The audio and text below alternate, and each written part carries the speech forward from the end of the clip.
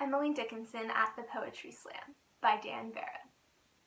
I'll tell you why she rarely ventured from her house. It happened like this.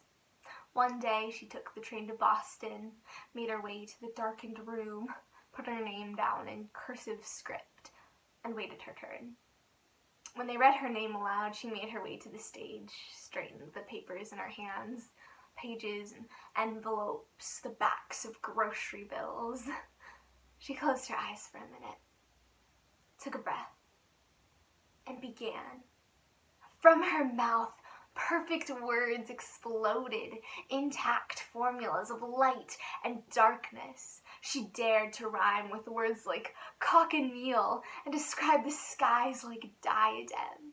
Obscurely worded incantations filled the room with an alchemy that made the very molecules quake.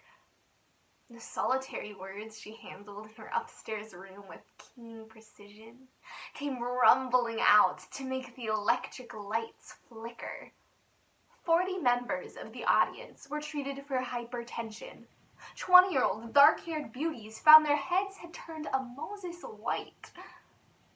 Her second poem erased the memory of every cell phone in the nightclub. And by the fourth line of the sixth verse, the grandmother in the upstairs apartment had been cured of her rheumatism. The papers reported the power outages.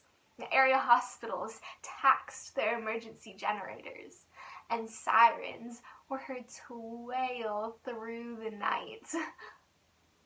Quietly, she made her way to the exit, walked to the terminal, and rode back to Amherst.